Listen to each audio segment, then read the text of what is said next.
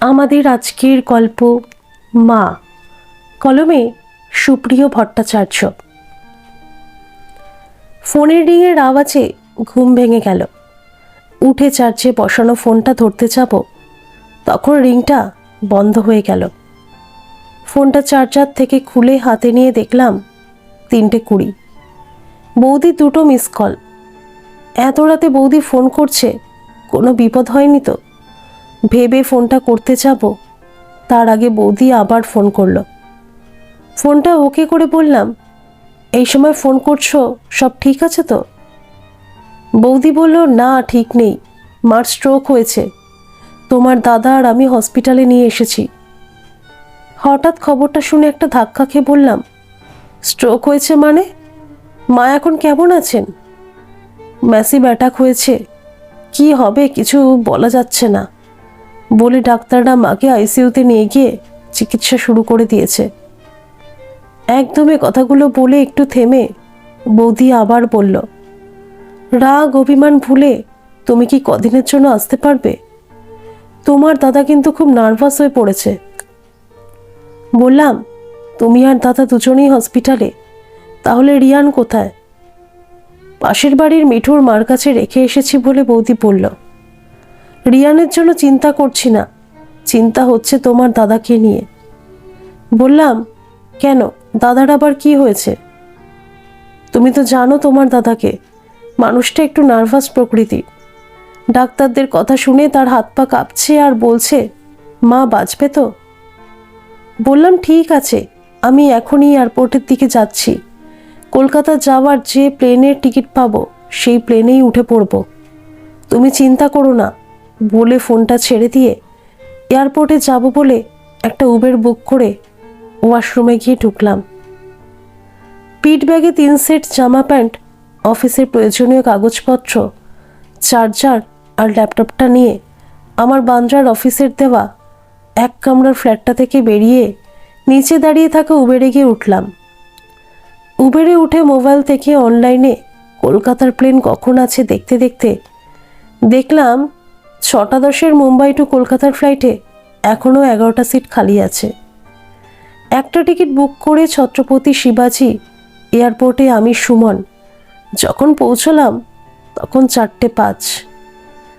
উবেরের ভাড়া মিটিয়ে ইনকোয়ারিতে গিয়ে আমার অনলাইনে বুকিং করা টিকিট দেখিয়ে কাগজপত্র যখন হাতে পেলাম তখন 4:50। চেকিং পর্ব মিটিয়ে পিঠ ব্যাগে ট্যাগ লাগিয়ে ডিপার্চার ওয়েটিংয়ে এসে বসে মামাকে ফোন করে মার অসুস্থতার কথা বলে বললাম, আমি এখন এয়ারপোর্টে প্লেনের অপেক্ষায় আছি, মাকে দেখতে যাচ্ছি। মামা তখন কি করে হলো, কখন হলো, আমাকে যেতে হবে কি না জিজ্ঞেস করাতে বললাম, সঠিক কিছু এই মুহূর্তে আমি জানি না, ওখানে পৌঁছিয়ে যদি বুঝি তোমার আসার দরকার তাহলে তোমাকে ফোন করব। এখন ছাড়ি বলে ফোনটা কেটে দিয়ে অফিসের বসকে একটা 7 দিনের ছুটির ইমেল করে দিয়ে ফোনটা পকেটে রেখে 8 বছর আগে মার বলা কথাগুলো মনে পড়তে লাগলো। আমরা যে পাড়াতে থাকতাম সেই পাড়ার মধ্যে আমাদের বাড়ির স্ট্যান্ডার্ড ছিল একটু হাই আর আলাদা, যার জন্য পাড়ায় আমাদের সবাই সমীহ করত। মা স্কুলের দিদিমণি, দাদা সরকারি দপ্তরের অফিসার। বাবা যখন মারা গেলেন তিনি তখন এলাহাবাদ ব্যাংকের ম্যানেজার ছিলেন। সেই বাড়ির ছোট ছেলে আমি, সুমন, একটু উচ্ছৃঙ্খল বন্ধুদের সাথে আড্ডা দিয়ে বেড়াই। আবার পাড়ারই এক মেয়ে 11-এ পড়া রিঙ্কিকে ভালোবাসি। তাকে নিয়ে মাঝে মধ্যে লুকিয়ে চুরিয়ে ইকো পার্ক, গঙ্গার ধার রেস্টুরেন্টেও যাই। কে কখন কোথা থেকে রিঙ্কিকে আর আমাকে হাত ধরাধরি করে ঘুরতে দেখে মাকে বলে দিয়েছিল জানি না। তবে মার কানে যখন সেই খবর পৌঁছালো মা তখন আমাকে সাবধান করে দিয়ে বলেছিলেন, তোমার সম্বন্ধে যা শুনছি আর তুমি যা করে বেড়াচ্ছ তাতে করে এই বাড়ির আর আমাদের মান সম্মান নষ্ট করছো। যারা এতদিন আমাদের সমীহ করে এসেছে সেই তারাই আমাকে রাস্তায় দাঁড় করিয়ে বলে কি না, পাড়ার ওই মিষ্টির দোকানদারদের মেয়ের সাথে তোমাকে নাকি হাত ধরাধরি করে ঘুরে বেড়াতে দেখা গেছে। আমি বলতে চাচ্ছিলাম ওর নাম রিঙ্কি, কিন্তু মা আমাকে সে কথা বলার সুযোগ না দিয়ে বলেছিলেন, পড়াশোনা করার বয়সে যদি তুমি এইসব করে বেড়াও তাহলে তোমার উচ্চ মাধ্যমিকের রেজাল্ট ভালো হবে কি করে? আর সত্যি যদি তোমার রেজাল্ট ভালো না হয়, আর যদি সেই কারণে তোমার বাবা দাদা যে কলেজে পড়েছিলেন সেই যাদবপুর ইউনিভার্সিটিতে তুমি ভর্তি হতে না পারো, তাহলে কিন্তু তোমাকেই বাড়ি ছাড়তে হবে। তখন কিন্তু আমি কোনো কথা শুনবো না, কারণ তুমি সমস্ত রকম সুযোগ সুবিধা পাওয়া সত্ত্বেও লেখাপড়াটা ঠিকমতো না করে অন্য সব কিছু করে বেড়াচ্ছ। আগে মানুষ হও, নিজের পায়ে দাঁড়াও, তারপর তোমার যেটা ভালো লাগে সেটা করো। কিন্তু তার আগে না কথাগুলো বলে মা সেদিন শেষ কথাটা বলেছিলেন, আজ থেকে তুমি আর কোনো হাত খরচের টাকা পাবে না। সেদিন মাকে অনেক করে বলেছিলাম, পরীক্ষার এখনও 4 মাস বাকি, আমি ভালো রেজাল্টের জন্য চেষ্টা করব, কিন্তু তুমি হাত খরচের টাকাটা বন্ধ করো না। সেদিন মা আমার কোনো কথা শোনেননি। যথারীতি উচ্চ মাধ্যমিকে 72% নাম্বার পেয়ে যাদবপুরে ভর্তি হতে পারিনি বলে মা আমাকে মুম্বাইতে মামার কাছে পাঠিয়ে দিয়ে বলেছিলেন, বাড়ির মানসম্মান তো নষ্ট করেছ, এবার অন্তত তোমার মামার মানসম্মানটা নষ্ট করো না। দাদার তখন বিয়ে হয়নি, বাড়ির গার্জিয়ান মা, তাই মা যা বলবেন সেটাই হবে। তবু দাদা মাকে বলে বুঝিয়ে আটকাবার অনেক চেষ্টা করেছিল, কিন্তু মার জেদের সামনে কিছু করতে পারিনি। রেজাল্টের অজুহাতে বাড়ি ছাড়া করে রিঙ্কির থেকে দূরে সরিয়ে দেওয়ার জন্য সেদিন মার উপর খুব রাগ হয়েছিল। ঠিক করে নিয়েছিলাম মার সাথে আর কথা বলবো না। 14 বছর ধরে মুম্বাইতে থেকে চাকরি করার জন্য মামার পরিচিতিটা ভালোই ছিল, যার জন্য 72% নাম্বার পাওয়া সত্ত্বেও মামাকে অনেক ধরাকড়া করে শেষ পর্যন্ত মুম্বাইয়ের নামকরা জয় হিন্দ কলেজে আমাকে ভর্তি করাতে পেরেছিলেন। মুম্বাইতে চলে আসার পরও রিঙ্কির সাথে ফোনের মাধ্যমে যোগাযোগটা ছিল, কিন্তু 1 বছর যেতে না যেতে রিঙ্কি আস্তে আস্তে যোগাযোগটা কমাতে কমাতে শেষে একেবারেই বন্ধ করে দিল। আমি যখনই তাকে ফোন করতাম তার ফোন নট রিচেবল বলতো। অন্য বন্ধুদের তখন ফোন করে বলতাম, রিঙ্কির সাথে কথা বলতে পারছি না, ও ঠিক আছে তো, ওর কাছে গিয়ে ওর সাথে আমার কথা বলিয়ে দে। তখন তারা হ্যাঁ দিচ্ছি বলে ফোনের সুইচ অফ করে দিয়ে আর কথা বলতো না। রিঙ্কির সাথে কথা বলতে পারছিলাম না বলে মন খারাপ করে থাকতাম, কোনো কিছু ভালো লাগতো না। সেই রাগটাও গিয়ে পড়তো মায়ের উপর, যার জন্য মা ফোন করলে আমি ধরতাম না, আমিও ফোন করতাম না।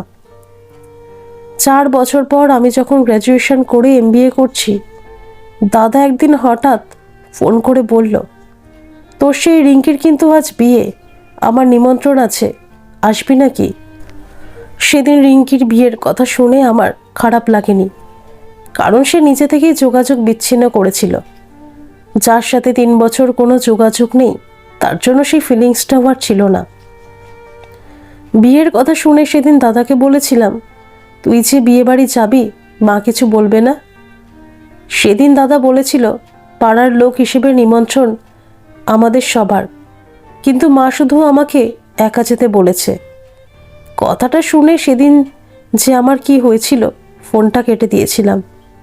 পরক্ষণে দাদা ফোন করলেও সেদিন আর ফোন ধরিনি, কারণ মাথাটা গরম হয়ে গিয়েছিল এই ভেবে, যার জন্য আমাকে বাড়ি ছেড়ে মুম্বাইতে থাকতে হচ্ছে সে বিয়ে করছে, এবং তার বিয়েতে আমারই দাদা যাচ্ছে নিমন্ত্রণ খেতে। দাদার উপর আমার এমনিতেও কোনো রাগ না থাকলেও নাম্বার কিছুটা কম পাওয়ার জন্য পার্টিকুলার যাদবপুর ইউনিভার্সিটিতে ভর্তি হতে পারবো না, এই অজুহাতে মা আমাকে রিঙ্কির থেকে সরিয়ে মুম্বাইতে মামার কাছে পাঠিয়ে দেওয়ার জন্য মূলত মার উপর রাগ করে 5 বছর আগে দাদার বিয়েতেও আসেনি। এমনকি 3 বছর আগে দাদার ছেলে রিয়ান হওয়ার খবর পাওয়া সত্ত্বেও দেখতে যায়নি।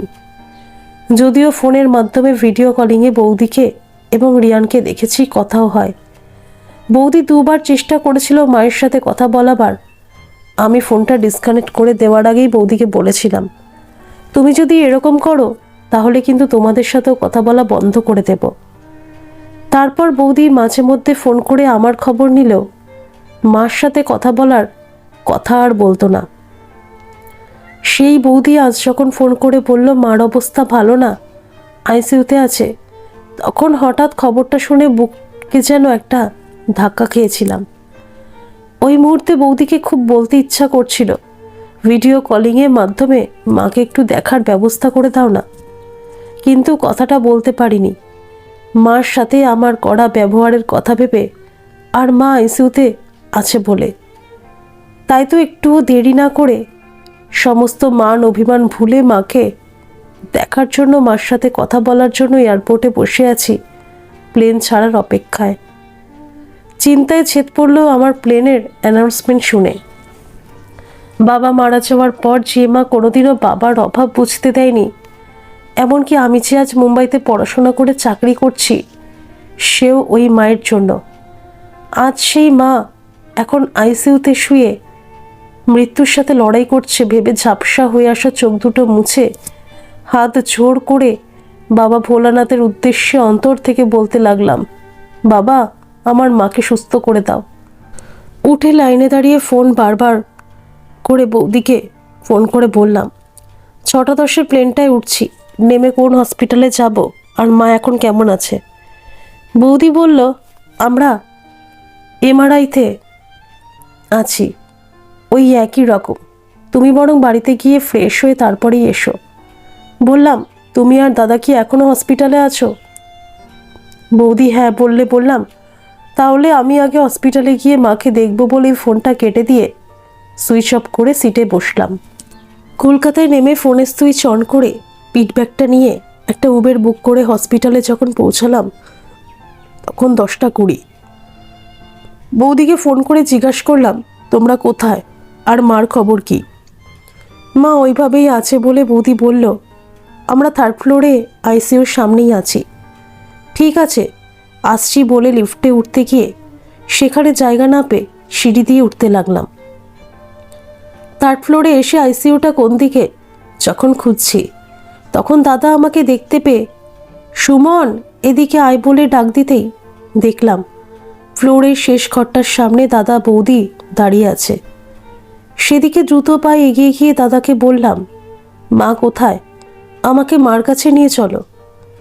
দাদা বৌদির দিকে একবার তাকিয়ে আমাকে বলল, আইসিইউর মধ্যে কাউকে ঢুকতে দেয় না, তুই এই দরজার সামনে দাঁড়িয়ে কাচের মধ্যে দিয়ে দেখ, বলে দাদা আমার হাত ধরে দরজার সামনে নিয়ে এসে কাচের দিকে তাকিয়ে মাকে দেখিয়ে দিয়ে বলল, সেই ভর্তি করার পর থেকে একই রকম আছে। ডাক্তারদের কাছে জিজ্ঞাসা করলে বলছে পেশেন্টের জ্ঞান না ফেরা পর্যন্ত কিছু বলা যাচ্ছে না। সেই এলাম, কিন্তু মাঝখানে 7.5 বছর পার হয়ে গেছে। দরজার বাইরে দাঁড়িয়ে মেশিনের সাপোর্টে থাকা মাকে দেখে নিজের কৃতকর্মের জন্য খুব কষ্ট হতে লাগলো। আমি কেঁদে ফেললাম। দাদা আমার কাঁধের উপর হাত রেখে বলল, মা ঠিক সুস্থ হয়ে উঠবে, কাঁদিস না। আমি তখন দাদাকে বলতে যাচ্ছিলাম, মার আজকের এই অবস্থার জন্য হয়তো আমি দায়ী, কিন্তু ঠিক তখনই দরজার সামনে দাঁড়িয়ে উকিঝুঁকি দিচ্ছি বলে ভেতর থেকে একজন ডাক্তার বেরিয়ে এসে দাদাকে বলল, আপনারা আর কত সময় এখানে দাঁড়িয়ে থাকবেন, বাড়ি যান, পেশেন্টের জ্ঞান ফিরলে আমরা খবর দিয়ে দেব। দাদা কিছু একটা বলতে যাচ্ছিল, কিন্তু তার আগে আমি ডাক্তারবাবুর সামনে চোখে জল নিয়ে হাত জোড় করে বললাম, 7.5 বছর মাকে দেখি না, আমাকে একটু মার কাছে যেতে দিন না। যতই মা চোখ বন্ধ করে থাকুক, আমি মায়ের সামনে গিয়ে দাঁড়ালেই মা ঠিক বুঝতে পারবে সুমন এসেছে, বলে চোখ দুটো মুছতে মুছতে বললাম, মার জ্ঞান ঠিক করে ফিরে আসবে। প্লিজ ডাক্তারবাবু, একটা বার আমাকে মার সামনে যেতে দিন। ডাক্তারবাবু আমাকে আর আমার পিঠের ব্যাগটাকে দেখে বললেন, আপনি ওনার কে হন আর কোথায় থাকেন? বললাম, আমি ওনার ছোট ছেলে, মুম্বাইতে থাকি, মার অসুস্থতার খবর পেয়ে চলে এসেছি। ডাক্তারবাবু মাথা নেড়ে বললেন, ব্যাগটা এখানে রেখে আসুন। পিঠ থেকে ব্যাগটা নামিয়ে দাদার সামনে রেখে ডাক্তারবাবুর সাথে ভিতরে গিয়ে মার সামনে যখন দাঁড়ালাম, তখন ডাক্তারবাবুর অন্য পেশেন্টের কাছে যাওয়ার আগে বললেন, কোনো কিছুতে হাত দেবেন না, দেখা হয়ে গেলে চলে যাবেন। ঠিক আছে বলে মার দিকে কিছু সময় তাকিয়ে থেকে মনে মনে বললাম, আমি জানি আমি খুব অন্যায় করেছি, তোমার উপরে রাগ অভিমান করে থেকে, কিন্তু বিশ্বাস করো যেই শুনেছি তোমার স্ট্রোক হয়েছে, সঙ্গে সঙ্গে সমস্ত রাগ অভিমান ভুলে তোমার কাছে চলে এসেছি। তুমি তাড়াতাড়ি সুস্থ হয়ে ওঠো, কথা দিচ্ছি এখন থেকে তুমি যা বলবে আমি তাই করব। শুধু আমার উপর রাগ করে থেকো না, আমি তো তোমার সন্তান। বলে মার হাতের চ্যানেলের দিকে চোখ যেতেই মনে পড়ল আমি তখন ক্লাস 6-এ পড়ি। বাবা বাজার থেকে গোলাপ ঘাস আম নিয়ে এসেছিলেন। আমগুলো সুন্দর চেহারা দেখে মাকে বলেছিলাম, আমগুলো দেখতে কি সুন্দর, একটা কেটে দাও না বলে বায়না করেছিলাম। বলে মা তাড়াহুড়ো করে সেই আম একটা কাটতে গিয়ে অনেকটা হাত কেটে ফেলেছিলেন। গল গল করে রক্ত বেরোচ্ছে দেখে বাবা একটা রুমাল দিয়ে মার হাত চেপে ধরে মোড়ের মাথায় ডাক্তারের ডিসপেন্সারিতে নিয়ে গিয়েছিলেন। আমিও পিছন পিছন গিয়েছিলাম। ডাক্তারবাবু মার হাতে ওষুধ লাগিয়ে ব্যান্ডেজ করে দিয়ে যখন টেট ব্যাক ইঞ্জেকশন দিচ্ছিলেন, তখন মা ভয়েতে চোখ বন্ধ করেছিলেন। সেদিন বুঝেছিলাম মার ইঞ্জেকশনে ভয়। আজ সেই মার হাতে চ্যানেল দেখে তার কষ্টের কথা ভেবে চোখে দুটো জল ভরে উঠল। আস্তে আস্তে আইসিইউ থেকে বেরিয়ে এলাম। দাদা আমাকে জিজ্ঞেস করলো, কেমন দেখলি মাকে? চোখ দুটো মুছতে মুছতে বললাম, মার বোধহয় খুব কষ্ট হচ্ছে।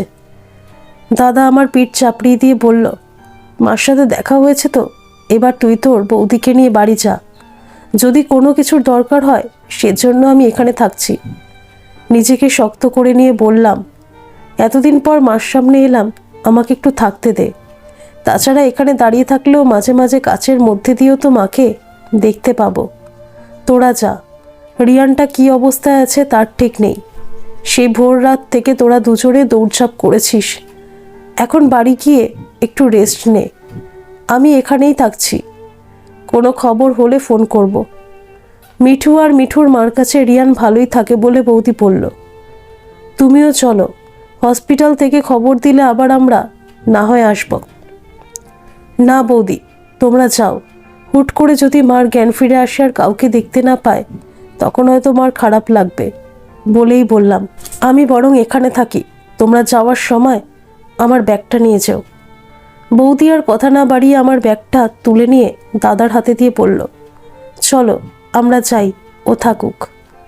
বিকেল 4:30টার দিকে আইসিইউতে মাকে দেখার জন্য যে নার্স ছিলেন, তিনি বাইরে বেরিয়ে এসে বললেন, আপনার পেশেন্টের জ্ঞান ফিরেছে, দেখা করতে চাইলে যেতে পারেন, তবে কথা বলবেন না। আমি বৌদিকে ফোন করে মার জ্ঞান ফেরার কথা বলে ভিতরে ঢুকে মার সামনে যখন এলাম, দেখলাম মা আমার দিকে এক দৃষ্টিতে তাকিয়ে আছেন। এদিক ওদিক তাকিয়ে সিস্টারকে আশেপাশে দেখতে না পেয়ে মার আরেকটু কাছে গিয়ে বললাম, শরীরের মধ্যে কোনো অস্বস্তি নেই তো? মা কিছু না বলে একই রকমভাবে আমার দিকে তাকিয়ে রইলেন দেখে ঢোক গিলে বললাম, ঠিক আছে, এবার থেকে তুমি যা বলবে আমি তাই করব। তবুও মা চুপ করে আছে দেখে বলতে চাচ্ছিলাম, আমি কি করলে তুমি আমাকে ক্ষমা করবে বলো? মা ইশারা করে আরেকটু কাছে আসতে বলে আস্তে করে বললেন, কদিনের ছুটি নিয়ে এসেছিস?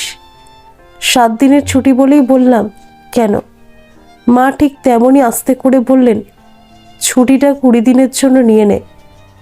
বললাম, 20 দিনের ছুটি চাইলে তো চাকরি থাকবে না, তাছাড়া 20 দিন থেকে আমি কি করব? মা সে কথার কোনো উত্তর না দিয়ে চুপ করে গেল। বললাম, 7 দিনের মধ্যে তুমি অনেকটা সুস্থ হয়ে উঠবে, তারপর আমি চলে গেলেও প্রতিদিন ভিডিও কলে কথা বলবো। মা আস্তে করে বললেন, যেখানে থাকিস সেখানে কি কোনো মেয়ে বন্ধু আছে তোর? হঠাৎ মা কথা জিজ্ঞাসা করছেন কেন ভেবে না পেয়ে মাথা নাড়িয়ে না নেই বললে বললাম, কেন? মা বললেন, তাহলে এবার তোর বিয়েটা দিয়ে দেব।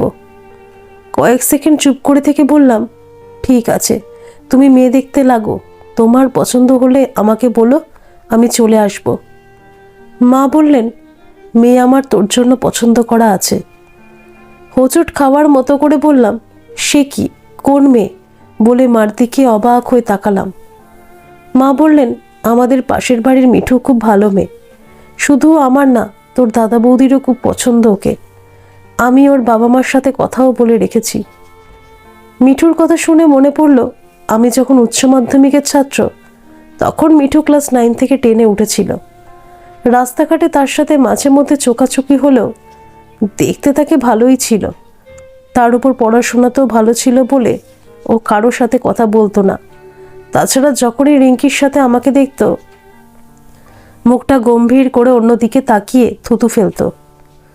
বাবা মায়ের একমাত্র মেয়ে বলে মিঠু যখনই বাইরে বের হতো সঙ্গে ওর মা থাকতো বলে আমাদের দেখলেই কেন থুতু ফেলতো কথাটা জিজ্ঞাসা করতে পারিনি।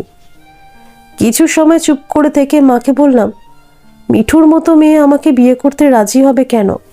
তাছাড়া ও তো জানতো রিঙ্কির সাথে আমার একসময় সম্পর্ক ছিল। কথাটা মুখ ফসকে বলে ফেলে ম্যানেজ করার জন্য আবার বললাম, না মানে ওরও তো একটা পছন্দ অপছন্দ থাকতে পারে, তুমি বললেই তো আর হবে না। মিঠুর যদি আপত্তি থাকতো তাহলে অনেক আগেই ওর বাবা মা না করে দিত, কিন্তু ওনারা সেটা করেননি বলে। এতক্ষণ পর মা মুখে সামান্য হাসি ফুটিয়ে বললেন, ও চিন্তা তোর করতে হবে না, তুই ছুটিটা বাড়িয়ে নে। আমি কিছু বলতে যাব তার আগে যে সিস্টার আমাকে ডেকে নিয়ে এসেছিলেন তিনি আমার দিকে এগিয়ে আস্তে আস্তে বলতে লাগলেন, আপনি পেশেন্টের সাথে বেশি কথা বলছেন, এখন পেশেন্ট বেশি কথা বললে অসুবিধা হবে, আর না এবার বাইরে যান। মার দিকে তাকালে হালকা ঘাড় নাড়িয়ে হাসি হাসি মুখে মা সিস্টারের কথার সম্মতি জানালে আমি মার হাসি মুখটার কথা ভেবে বাইরে চলে এসে মামাকে ফোন করে বলতে লাগলাম, মামিকে নিয়ে তোমাকে আসতে হবে মা, আমার বিয়ে দেবে বলে ঠিক করে ফেলেছে। ধন্যবাদ সকল বন্ধুরা। এই গল্পটি যদি আপনাদের ভালো লেগে থাকে তাহলে অবশ্যই একটা লাইক করে দেবেন, আর এই চ্যানেলে নতুন হয়ে থাকলে চ্যানেলটিকে সাবস্ক্রাইব করে আমার পাশে থাকবেন, আর পাশে থাকা বেল আইকনটিকে প্রেস করে দেবেন যাতে সমস্ত গল্পের নোটিফিকেশনগুলি সবার প্রথমে আপনাদের কাছে পৌঁছে যায়।